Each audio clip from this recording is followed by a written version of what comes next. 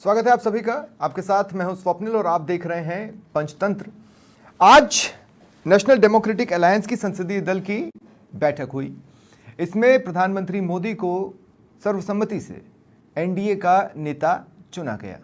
इसके बाद एनडीए के प्रतिनिधि मंडल राष्ट्रपति भवन पहुंचते हैं और सरकार बनाने का दावा पेश करते हैं। और इस बीच प्रधानमंत्री मोदी पूर्व राष्ट्रपति रामनाथ कोविंद से मिलते हैं, लालकृष्ण आडवाणी जो कि पीएम इन वेटिंग थे उनसे मिलते हैं और मुरली मनोहर जोशी से मिलते हैं। इधर एनडीए की बैठक में सभी ने एक स्वर में कहा कि हम प्रधानमंत्री मोदी के साथ हैं और आगे बढ़ेंगे, जो विजन है उस पर डटे रहेंगे और विकास की दिशा में देश को आगे ले जाएंगे। लेकिन इस बीच कुछ बयान बाहर से भी आए, जैसे जेडीयू के एक नेता आज कैमरे पर यह बोलते हुए सुनाई दिए कि हमें रेल मंत्रालय मिलना चाहिए, हमारा उस पर हक बनता है। साथ ही बिहार के लिए स्पेशल स्टेटस का दर्जा ये भी प्रमुख मांगों में उठा है। इसके अलावा अग्निवीर को लेकर जेडीयू ये कह चुकी है कि इसे रीथिंक किए जाने की जरूरत है और इस बात को हम सरकार के सामने रखेंगे, इसकी समीक्षा की जाएगी। तो आगे की रोड कैसी रहने वाली है, इसका एक मोटा मोटा अंदाजा आज के सारे घटनाक्रम में और जेडीयू के आए बयानों में देखने को मिलता है। हालांकि प्रधानमंत्री मोदी ये साफ कर चुके हैं कि बाहर बैठकर जो मीडिया स्पेकुलेशंस चल रहे हैं वो गप्प गोले हैं, उन पर ध्यान देने की जरूरत नहीं है। लेकिन क्या सचमुच ऐसा है, इसी पर हम बातचीत करेंगे। मेरे साथ जो गेस्ट जुड़ रहे हैं उनसे आपको इंट्रोड्यूस करवा देता हूं। राजकुमार मीना जी कांग्रेस प्रवक्ता है, मेरे साथ जुड़ रहे हैं और थोड़ी ही देर में बीजेपी प्रवक्ता भी मेरे साथ जुड़ेंगे। राजकुमार जी स्वागत है आपका समाचार प्लस पर। राजकुमार जी, तमाम तस्वीरों को आपने देखा होगा, खासकर एनडीए की संसदीय दल की बैठक हर चैनल ने लाइव भी की है।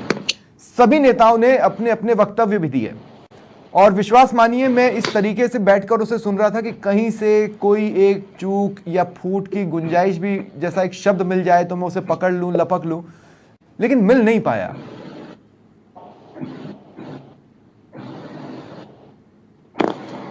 जी, सबसे स्वप्निल जी, सबसे मजे की बात यह कि आज जब एनडीए की बैठक हुई तो पहली बार प्रधानमंत्री के साथ में जितने भी उन्हें एनडीए के घटक दल थे सबके मुखिया वहां पर बैठे हुए मिले हैं। तो इससे आपको शब्द पकड़ने की आवश्यकता बिल्कुल ही नहीं। प्रधानमंत्री जी नरेंद्र मोदी की क्या मजबूरी है वो देखने में उस तस्वीर में साफ झलकता है। अब अभी तक क्या प्रधानमंत्री जी ने जितने भी, चाहे वो मुख्यमंत्री रहे चाहे वो प्रधानमंत्री रहे, उन्होंने हमेशा भाजपा की पूर्ण बहुमत की सरकार चलाई है। उन्होंने अपनी मनमर्जी के डिपार्टमेंट अपने मनचाहे लोगों को दिए हैं। एनडीए के संसदीय दल में एनडीए के सदस्य तो दिखेंगे ही ना। एनडीए संसदीय दल की बैठक में एनडीए के सदस्य तो दिखेंगे ही, पूर्व में भी दिखते रहे हैं। जब भी एनडीए संसदीय दल की बैठक इससे पहले जब 2 बार उनको बहुमत मिला तब कहां नजर आए थे? तब अमित शाह और नरेंद्र मोदी जी स्वयं नजर आते थे, स्वयं भू बने फिरते थे। लेकिन पहली बार सब लोगों को, चिराग पासवान जैसे इनके पास 5-6 सीटें आई है, उनके जैसे युवा नेताओं को भी उन्होंने बराबर, शिंदे को, इन सबको दिए। इससे पहले कि आप मुझे एक भी तस्वीर बता दीजिए जब उनको 2 बार बहुमत मिला है और उन्होंने साइड में किसी को भी खड़ा किया हो। हमेशा उन्होंने एक तरफा खुद नरेंद्र मोदी को दर्शाया। लेकिन पहली बार जो तस्वीरें सामने आ रही है ये उनके साथ सरकार चलाने की चुनौतियां भी सामने आ रही है। समस्या ये है कि उनकी जो घटक दल है विपक्ष की वो उनके क्षेत्रीय जो राजनीति करते हैं वो भाजपा से बिल्कुल विपरीत होती है। भाजपा जी, आपको तो बैठे बैठे विपक्ष की चुनौतियां भी मिल रही हैं। हनुमान बेनीवाल आज ये कहते सुनाई दिए हैं कि भाई मुझे आईएनडीआईए की बैठक में नहीं बुलाया गया, इससे पहले ऑलरेडी जब मैं आपका साथ दे रहा था तो मेरी पार्टी को तोड़ा फोड़ा क्यों गया। ये तो ये भी दिखा रहा है कि आप भी अपने सहयोगियों को कौन सा सर आंखों पर बिठाते हैं। देखिए, हमारे हनुमान बेनीवाल जी का जो बयान आया व्यक्तिगत बयान है, ऐसा संभव हो ही नहीं सकता कि कोई भी सहयोगी दल जो गठबंधन होता है अपने सहयोगी दल को सूचना ना करे। हनुमान बेनीवाल जी का जो अभी तक का जो सफर रहा है, न स्वप्निल जी आपसे छुपा है न इस प्रदेश की जनता से छुपा है। वो क्या करते कब करते ये उनके ऊपर निर्भर होता है। बोल रहे हैं तो अभी वास्तविकता उसको सामने आने दीजिए। आप ये कह रहे हैं हनुमान बेनीवाल झूठ बोल रहे हैं? मैं झूठ बोलने की नहीं बोला, ये उनका व्यक्तिगत विचार है। उन्होंने किस आधार पे इस चीज को बोला है ये वही जानते हैं। नहीं, लेकिन उनकी जिस तरह की राजनीति को आप सवालों में खड़ा कर रहे हैं, उनकी जिस तरह की राजनीति को आज आप सवालों के घेरे में खड़ा कर रहे हैं, मैं ये पूछ रहा हूं कि आप उनके साथ थे ही क्यों? अगर उनकी तरह की राजनीति आपको पसंद नहीं है तो उनको अपने साथ लिया क्यों था? और लिया था तो फिर वो आईएनडीआईए की बैठक में नजर क्यों नहीं आए? ये देखो, बैठक में न जाना हनुमान बेनीवाल जी का व्यक्तिगत मामला हो सकता है, लेकिन इंडिया गठबंधन जब बन रहा था तब स्पष्ट था कि जो इस संविधान और लोकतंत्र को बचाने की जो लड़ाई में साथ आ रहे, सबका स्वागत है। हमने तो उन लोगों को भी साथ रखा है जिन्होंने खुलेआम हमारा विरोध किया है। नहीं, पर उनके हनुमान सामने बेनीवाल ये कह रहे हैं कि आपने उनका अपमान किया। ऐसा नहीं है। तो ये जो बयान है व्यक्तिगत बयान हनुमान बेनीवाल जी का है। थोड़ा रुकिए, समय आने पर वो भी स्पष्ट हो जाएगा कि उन्होंने क्यों दिया। नहीं, अब ऐसी भी क्या सियासत छिपी होगी। दो ही तो चीजें हो सकती हैं राजकुमार भाई। एक तो ये कि या तो उन्हें इनवाइट किया गया और वो नहीं आए और यहाँ झूठ बोल रहे हैं। दूसरी ये कि उन्हें इनवाइट नहीं किया गया, हो सकता है आप भूल गए हो अपनी जश्न की खुशी में और उन्हें ये अपमान लगा। इन्हीं दो में से तो कोई एक चीज होगी। हाँ, तो मैं बता रहा हूं ना, थोड़ा रुकिए, जो भी वास्तविकता होगी वो सच होगा, जो सामने आ जाएगा। हम उस पे जल्दबाजी में कुछ कहना भी गलत मैं मान सकता हूं। ठीक है, लेकिन मैं एक बात कह रहा हूं राजकुमार जी। अटल खंडेलवाल जी जुड़ चुके हैं मेरे साथ। अटल जी, स्वागत करता हूं मैं आपका समाचार प्लस पर। राजकुमार जी, मेरा एक सवाल रह गया, इसलिए मैं पहले आपसे वो सवाल कंप्लीट कर लूं। मैं ये कह रहा हूं, आज आप खुद कह रहे हैं कि प्रधानमंत्री नरेंद्र मोदी को और अमित शाह को झुककर सभी को सलाम करना पड़ रहा है। इसका मतलब यह है कि वो सभी को सम्मान दे रहे हैं, ठीक है। और हनुमान बेनीवाल ये कह रहे हैं कि INDIA मेरा अपमान कर रहा है। अगर किसी को सम्मान देने की शुरुआत करनी पड़ी तो कम से कम वो सम्मान तो दे रहा है। हनुमान बेनीवाल कह रहे हैं कि मेरा तो अपमान हो रहा है। जी, नरेंद्र मोदी जी की आप सम्मान देने की बात आ रही है, वो सम्मान देना नहीं, उनकी मजबूरी है। ये वो सम्मान नहीं दे रहे, उन्हें मजबूरी में जो झुक रहा है वो सबको सामने नजर आ रहा है। 2 बार पहले भी उनको बहुमत मिला, क्या पहले उन्होंने अभी तो किसी को आप बांस की तरह ठूठ हो गए क्या? आप बात की तरह ठूठ हो गए क्या? सवाल इसलिए है राजकुमार भाई, नहीं देखिए, ठीक है, मान लिया कि एक बहुत मजबूत रीढ़, मैंने मान लिया कि लोहे की बनी रीढ़ झुक गई। मैं ये मान लेता हूं कि लोहे की बनी रीढ़ झुक गई, लेकिन क्या आप इन नतीजों के बाद बांस की तरह ठूठ हो गए हैं जो आपको हनुमान बेनीवाल दिखाई नहीं दिए? जी देखो, मैंने पहले भी बताया, इंडिया गठबंधन ने सबको न्योता दिया है। ऐसा नहीं, हमने तो अन्य दलों तक को भी बुलाया कि इस अभी भी जो हमारे पास हनुमान बेनीवाल जी ने जो बयान दिया, देखिए सुनिए, हनुमान बेनीवाल जी क्या सियासत होगी इसके पीछे, उस पर थोड़ा इंतजार कीजिए। क्या सियासत क्या होगी? ठीक है, अब सच मत बताइए। मैं कह रहा हूं अगर आपको सच्चाई पता है तो मत बताइए, लेकिन इसके पीछे क्या सियासत होगी, क्या थॉट प्रोसेस होगा? हनुमान बेनीवाल को ये बोलकर क्या मिल जाएगा? अभी 4 दिन पहले तक तो ये तो हनुमान बेनीवाल जी बता सकते हैं कि उनको क्या मिलेगा, क्या नहीं मिलेगा। आप और हम कैसे बता सकते हैं कि उनके मस्तिष्क में, उनके पार्टी के भीतर में क्या चल रहा है? ये तो वही बता सकते हैं। ठीक है, अटल खंडेलवाल जी आपके पास आ रहा हूं। अटल जी, जिस समय NDA संसदीय दल की बैठक चल रही थी, JDU के नेता बाहर ये बयान दे रहे थे। सबसे पहले तो बधाई, आखिरकार आपने सरकार बनाने का दावा पेश कर दिया। अब मैं सवाल पर आता हूं। धन्यवाद। पर इंतजार करवाया दादा, इतना इंतजार बीजेपी करवाती नहीं थी कभी, मतलब ठीक है, चलिए। लेकिन मैं ये कह रहा हूं, JDU का ये कहना है कि अग्निवीर की हम समीक्षा करवाएंगे। JDU का कहना है कि पिछड़े बिहार को रेल मंत्रालय मिलना चाहिए। JDU का ये कहना है कि बिहार को स्पेशल स्टेटस मिलना चाहिए, विशेष राज्य का दर्जा मिलना चाहिए। अंदर नीतीश कुमार जी ये कह रहे थे कि अब हम सब साथ मिलकर चलेंगे और अब तो बिहार में काम होंगे ही होंगे। ये क्या है? ये थोड़ा सा एक्सप्लेन कीजिए मुझे। देखिए स्वप्निल जी, जब 4 तारीख को रिजल्ट आए और अभी 9 तारीख को जब शपथ ग्रहण समारोह है, इसके बीच में बहुत सारी मीडिया है, बहुत सारे लोग हैं, बहुत सारी भ्रामक स्थितियां हैं। क्या कोई भी आधिकारिक पुष्टि वाली, क्या आधिकारिक रूप से क्या सत्य है आप बता दीजिए। मैं बता देता हूँ, केसी त्यागी, मैं नाम ले रहा हूँ आपको, बिल्कुल मैं नाम ले रहा हूँ, केसी त्यागी, मैं नाम ले रहा हूँ। केसी त्यागी कह रहे हैं हम अग्निवीर पे सोचवाएंगे, हम अग्निवीर की समीक्षा करवाएंगे। JDU के दूसरे नेता ये कह रहे हैं कि हमें रेल मंत्रालय चाहिए, हमें मिलना चाहिए। देखिए, मैं यही बोलने की कोशिश कर रहा हूं कि बेसिकली हम या तो JDU के अध्यक्ष या नीतीश जी, ये दो कोई बात बोलते हैं तो अगर वो कहते हैं कि समीक्षा कराएंगे तो कोई बात नहीं। जिस चीज की जिसको समीक्षा करानी है वो समीक्षा क्या होती है, एक तरीके से उस चीज के प्रति क्या ये सही है, किस कारण से ये किया गया, उसका मूल्यांकन करवाना है। तो हम तो तैयार ही हैं। हम तो कहते भी रहे कि भाई अगर किसी को पहले भी ये बात अग्निवीर को लेकर के या किसी भी और चीज को, नहीं तो फिर प्रधानमंत्री नरेंद्र मोदी, नहीं, एक बात बता रहा हूं अटल भाई, मैं आपको एक बात बताता हूं, साल 2014 और साल 2019 में जब मोदी ने अपनी कैबिनेट बनाई, जब मोदी मंत्रिमंडल बना, तब भी मीडिया स्पेकुलेशंस कर रही थी, ये बनेंगे, वो बनेंगे, ऐसा होगा, वैसा होगा।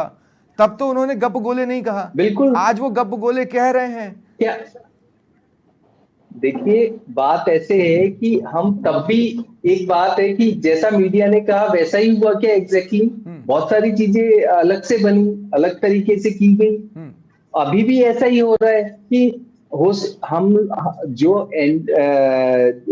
नीतीश जी हैं और टीडीपी के माननीय जो चंद्रबाबू नायडू मंत्री हैं, चंद्रबाबू जी, हाँ। उनके साथ हम लोगों का जो समन्वय और जितने भी लोग हैं, उन्होंने सभी ने अपने अपने विचार रखे। नहीं, और सबके विचार का हमेशा ही स्वागत किया गया। अटल जी, चंद्रबाबू नायडू आंध्र प्रदेश में सरकार चलाएंगे। उनके अपनी मैनिफेस्टो में ये बात है कि 4% मुस्लिमों को हम आरक्षण देंगे। आप कहते हैं धर्म आधारित आरक्षण नहीं होना चाहिए। अब मुझे बताइए कि आप टीडीपी को रोकेंगे या टीडीपी आपको मजबूर करेगी कि नहीं, ये तो आप सेंटर पे भी सोचो, क्या होगा? देखिए, ऐसी बात है, एक बात है कि जब अभी जो बहुमत से जो ज्यादा का समीकरण है वो एनडीए का है। तो एनडीए का जो भी मैनिफेस्टो है, वो मैनिफेस्टो पे सभी लोग विचार करेंगे। अरे भाई, और उस पे विचार करने के बाद जो सहमत होंगे उस तरीके से करेंगे। प्रदेश में कौन सा कॉमन मिनिमम प्रोग्राम है? अटल भाई, आंध्र प्रदेश में कौन सा कॉमन मिनिमम प्रोग्राम है? आंध्र प्रदेश में टीडीपी उसी संख्या बल के साथ उतनी ही गरज रही है जैसी संख्या बल 2019 में आप लोगों की थी। अब वो वहां पर बिग ब्रदर है टीडीपी, चंद्रबाबू नायडू, वो बल्कि फादर फिगर है आप लोगों की संख्या के लिहाज से। अब मैं कह रहा हूं कि वो अपने मैनिफेस्टो पर चलेंगे, जैसे कि आप अपने मैनिफेस्टो पर चल रहे थे। तब कौन सा एनडीए का कोई कॉमन मिनिमम प्रोग्राम होता था? देखिए, बिल्कुल कॉमन मिनिमम प्रोग्राम पहले भी था, अभी भी है। हमें कभी नहीं दिखा। आपके नजरिए से वो नहीं है। हाँ। यही बोल रहा हूँ कि ये आपका नजरिया है। हमारा तो पहले भी ये था कि एक कॉमन प्रोग्राम होगा, उसके तहत चलेंगे। अभी भी चंद्रबाबू नायडू जी से यही सहमति है कि भाई ये हम वैचारिक स्थितियां, क्या Chandrababu Naidu common minimum programme से 4% मुस्लिम आरक्षण हटा रहे हैं? क्या कॉमन मिनिमम प्रोग्राम से 4% मुस्लिम आरक्षण आंध्र प्रदेश में जो उन्होंने वादा किया है वो हटा रहे हैं या उसको रखेंगे? देखिए, ये उनका अपना व्यक्तिगत निर्णय है। भारतीय जनता पार्टी धर्म आधारित किसी भी आरक्षण को बिल्कुल रिजेक्ट करती है। अगर चंद्रबाबू नायडू आगे बढ़ेंगे तो आप चंद्रबाबू नायडू से अपना समर्थन तोड़ लेंगे? नहीं ना। देखिए, मुख्यमंत्री का अपना एक अधिकार क्षेत्र होता है। चंद्रबाबू नायडू साहब वहां पर आंध्र प्रदेश में सरकार बनाएंगे तो जो उनको ठीक लगता है वो करे। वैचारिक स्थिति में हमने अपनी बात का स्पष्टीकरण उनको दे दिया है। नहीं, मेरी बात नहीं समझे आप। मैं ये कह रहा हूं कि मान लीजिए चंद्रबाबू नायडू अपने वादे पर आगे बढ़ते हैं। अगर चंद्रबाबू नायडू अपने वादे पर आगे बढ़ते हैं तो बीजेपी का स्टैंड क्या होगा? नहीं, हमारा स्टैंड क्या, हम हमारी वैचारिक अभिव्यक्ति उनको बता देंगे कि भी हमारा स्टैंड ये है कि आप ये कर रहे हो धर्म आधारित, ये ठीक बात नहीं है। ये स्टैंड हमारा तो सिंपल स्टैंड करना चाहिए। आपको सड़कों पर उतरकर ठीक वैसे ही विरोध करना चाहिए जैसा कांग्रेस का करेंगे। खुलकर कहिए ना, हम ये नहीं होने देंगे। देखिए, ऐसा है कि हम उनसे स्पष्ट, बहुत स्पष्ट। अरे भाई, आपका साथी कुछ गलत कर रहा है तो उसे रोकेगा कौन? अटल भाई, आप ही तो रोकेंगे। देखिए स्वप्निल जी, जब कॉमन एजेंडा होता है ना, तो कॉमन एजेंडे में कॉमन ही मैनिफेस्टो तय करते हैं। कॉमन एजेंडा संविधान से बड़ा तो नहीं हो गया? संविधान कह रहा है धर्म आधारित आरक्षण नहीं होगा। टीडीपी अगर ऐसा करती है तो आपको विरोध करना पड़ेगा। आप विरोध करेंगे क्या? देखिए, हम तो विरोध कर ही रहे हैं, अभी भी कर रहे हैं, तब भी करेंगे, अभी भी कर रहे हैं और तब भी करेंगे। हम कभी भी एक्सेप्ट नहीं करेंगे। अब विरोध के बहुत सारे तरीके होते हैं। विरोध का केवल एक स्वरूप नहीं होता कि आप सड़कों पे आ जाओ। बहुत सारी स्थितियां होती है। हमारा विरोध का जो भी स्वरूप होगा उसको हम अपनाएंगे। अगर संविधान खतरे में आपके माध्यम से आप कह रहे हो संविधान खतरे में है, संविधान की मूल भावना खतरे में है, तो हम विरोध का स्वरूप छाटेंगे या खुलकर विरोध करेंगे? अटल भाई, कॉन्फिडेंस नहीं दिख रहा बीजेपी वाला। दादा अटल भाई, आप क्या चाहते हो? मुझे तो कॉन्फिडेंस, मैं तो कह रहा हूं कॉन्फिडेंस दिखाए ना भाई। अगर संविधान पर खतरा है क्या, तो हम और कैसे आपके चैनल के माध्यम से स्पष्ट कर रहा हूं कि भाई हम विरोध का स्वरूप छाटेंगे। किसी भी तरीके के आरक्षण को रिजेक्ट करेंगे। चाहे वो हमारे सहयोगी भी अगर ऐसा करने की कोशिश करते हैं तो हम स्पष्ट मना करेंगे हमारी विचारधारा के रूप से, और विरोध जो भी तरीके से शीर्ष नेतृत्व तय करेगा उस तरीके से करेंगे। आरक्षण की बात कांग्रेस को लेकर निकली तो आप लोगों ने क्या कुछ नहीं किया, आपने विरोध का स्वरूप नहीं छाटा, आपने विरोध किया, कोई स्वरूप नहीं छाटा आपने। देखिए, जब राहुल गांधी ने कहा बोले हम संविधान में ऐसा होने नहीं देंगे, हम सड़कों पर आ जाएंगे, बीजेपी का एक एक कार्यकर्ता ऐसा है। सुन तो लो आप स्वप्निल जी, देखिए दोस्त में और दुश्मन में हमेशा फर्क होता है, पहली बात। दूसरी बात, हो सकता है आप इतनी बातें कर रहे हो वो करे ही नहीं, हमारी बात से मतलब सुनकर के ही हम किसी बात पे सहमत हो जाए और चंद्रबाबू नायडू अपने फैसले से पीछे हो जाए, ये भी तो हो सकता है। चंद्रबाबू नायडू उस वादे से पीछे हो जाए जो उन्होंने सत्ता में आने के लिए किया, तो वो तो वादा खिलाफ है जनता से, और अगर वो वादा खिलाफ है तो उन्हें सत्ता में बने रहने का कोई अधिकार नहीं है। देखिए जो भी व्यक्ति है, आप यहाँ पर कोई गलत कमिटमेंट इस आपका जो भी समाचार प्लस है उसकी बाउंड्रीज को क्रॉस कर देंगे और आप कहो कि साहब वो कर दिया उन्होंने, तो उसमें क्या है, आप स्वप्निल जी वापस भी आ सकते हो, आप बोल सकते हो कि हाँ वो बाउंड्री क्रॉस हो गई और उसको वापस से, क्योंकि संविधान ही ये कहता है कि धर्म आधारित नहीं होना चाहिए। और देश के और यदि कोई अगर जनता के साथ भी कुछ बोलता है तो उसको सोच समझ के बोलना चाहिए। ठीक है, हम सबको, कांग्रेस को भी हम क्या कहते हैं कि आपने संविधान से सबसे ज्यादा छेड़छाड़ की, आपने उसमें सेक्युलर शब्द लगाया, आपने उसमें सोशलिस्ट शब्द लगाया, आपने चुनी हुई सरकारों को कितनी बार गिराया, तो आप गिराने वाले, अब मैं एक बार फिर राजकुमार मीना जी के पास जाना चाहता हूं, और आप ही भ्रम फैलाने वाले। नहीं, ठीक है, राजकुमार मीना जी के पास अब मैं जाना चाहता हूं। राजकुमार मीना जी, मैं ये कह रहा हूं कि वहां पर वादा खिलाफी होती है या नहीं, दोस्ती टूटती है या नहीं, वो भविष्य के गर्भ में छिपा है। आपके यहाँ टूटन चालू हो गई भले ही किसी वक्तव्य से। मैं कह रहा हूं कि सियासत के अबुझ गणित को बनाते हुए एक फॉर्मूला लेकर हनुमान बेनीवाल ने वो फॉर्मूला बना दिया, ठीक वैसे ही जैसे कभी E=mc² बना होगा। हनुमान बेनीवाल ने एक फॉर्मूला बना दिया और कह दिया कि मेरा अपमान हुआ है। उनके यहाँ तो भविष्य के गर्भ में छिपा है। एक ही सांसद की संख्या वाली आरएलपी ने एक ही दिन में ये बता दिया कि INDIA में सब कुछ ठीक नहीं है। दूसरी खबर, आम आदमी पार्टी की ओर से कह दिया गया है, हम की भी बात करो इनसे। 2 मिनट, मैं ये कह रहा हूं, आपकी हाँ, मैं वही बोलने वाला हूं, मैं वो जोड़ रहा हूं अटल भाई। आम आदमी पार्टी ने कह दिया दिल्ली में हमारा कोई गठबंधन नहीं होगा, विधानसभा चुनाव में हम अकेले उतरेंगे। ये क्या दोस्ती है? या तो हम जय वीरू की दोस्ती को गलत समझते रहे और INDIA ने दोस्ती का एक नया आयाम रच दिया है। स्वप्निल जी, पहले तो भाजपा वाले को हमारे गठबंधन के बारे में चिंता करने की कतई आवश्यकता नहीं है, क्योंकि न तो हमने सरकार बनाने का दावा पेश किया है, न क्या है। मैं कर रहा हूं, रही आम आदमी पार्टी बड़ी मुश्किल से विपक्ष एक मजबूत मिला इस देश को, और वो विपक्ष शुरुआत में पहले दूसरे दिन अगर बिखराव की स्थिति में दिखे। नहीं राजकुमार जी, मेरा डर समझिए, राजकुमार जी मेरा डर समझिए, राजकुमार जी दोनों अलग है, राजकुमार जी मेरा डर समझिए, ठीक है। मैं उन लोगों में से हूं जिसे संविधान बहुत ज्यादा प्यारा है, जान से ज्यादा प्यारा है, और संविधान ये कहता है कि एक मजबूत विपक्ष होना चाहिए। बहुत लंबे समय के बाद एक मजबूत विपक्ष मिला है जिसमें नतीजे आने के 3 ही दिन के भीतर टूट की स्थिति नजर आ रही है। तो आप समझ रहे हैं कि हम कितने आहत होंगे, हमें कितना बुरा लग रहा होगा। मैं कह रहा हूं, क्या कर रहे हैं आप?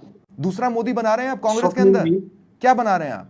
स्वप्निल जी, इस संविधान को बचाने की लड़ाई में भी हम भी वही साथ है। हम जब इससे आधी संख्या में थे तब भी मजबूती से लड़े, और अब तो लालच है संख्या में हो गए। आप जिनके साथ खड़े हैं वो लालच कर रहे हैं। आम आदमी पार्टी ने, मेरी बात सुनिए, केवल विधानसभा चुनाव में गठबंधन से मना किया है। क्यों? लोकसभा चुनाव में अभी हमारे साथ है, उन्हें मना किया।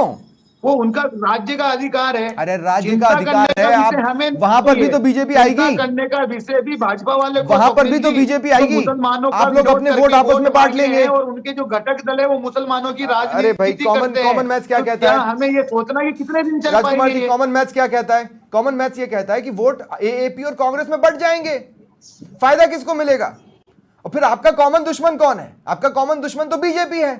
RLP कह रही है हमारा अपमान हो रहा है, आम आदमी पार्टी कह रही है हम आपके साथ नहीं चलेंगे। ये कैसा विपक्ष है भाई? पार्टी की 2 जगह सरकार है। हाँ, तो मेरी बात सुनिएगा, विधानसभा चुनाव की बात करते हैं, उन्होंने बोला है विधानसभा चुनाव में हमारा गठबंधन नहीं होगा। ठीक है। तो सिंपल सी बात है, आम आदमी पार्टी की दिल्ली और पंजाब में सरकार है, तो उनका मजबूत विपक्ष कांग्रेस है।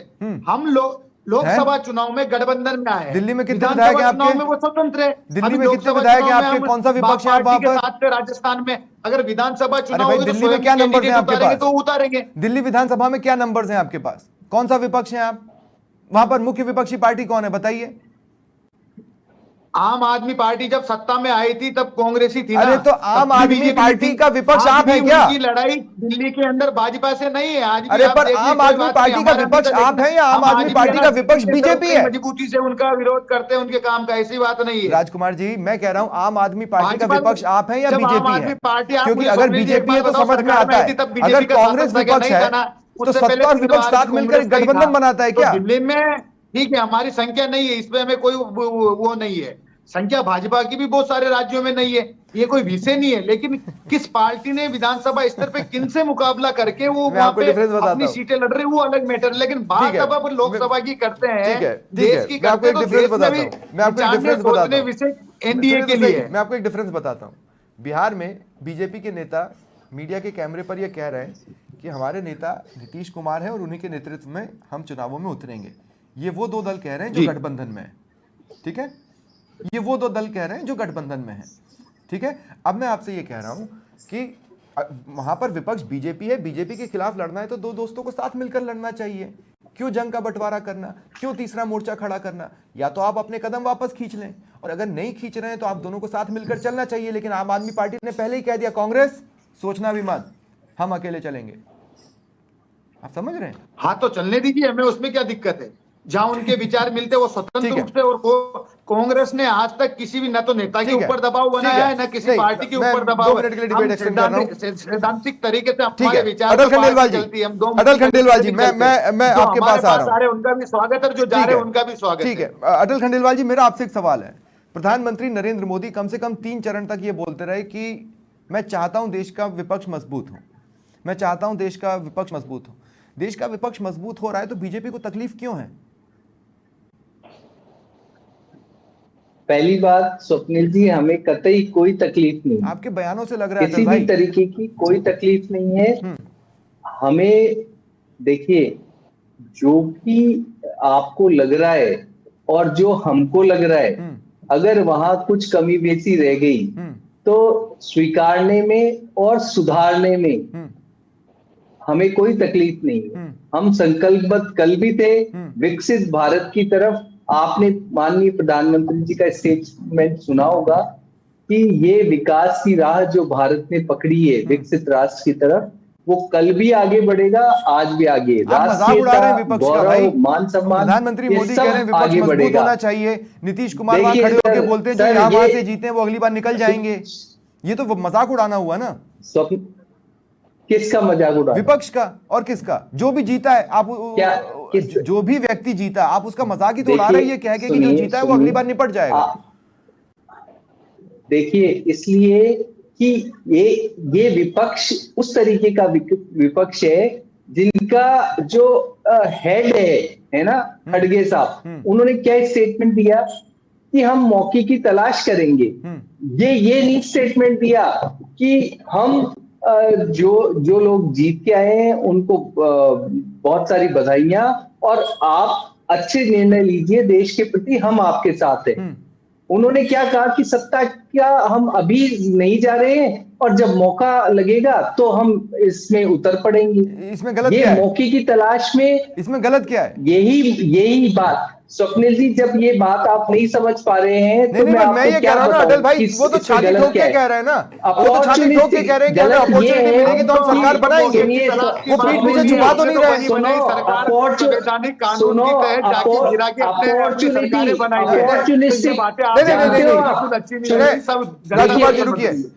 मैं बोल रहा हूँ, वो ये कह रहे हैं ना, वो छाती ठोक के कह रहे हैं अपॉर्चुनिटी मिलेगी तो सरकार बनाएंगे, अपॉर्चुनिटी नहीं मिलेगी तो नहीं बनाएंगे। वो सामने कह रहे हैं ना, छुपाकर तो कुछ नहीं कर रहे।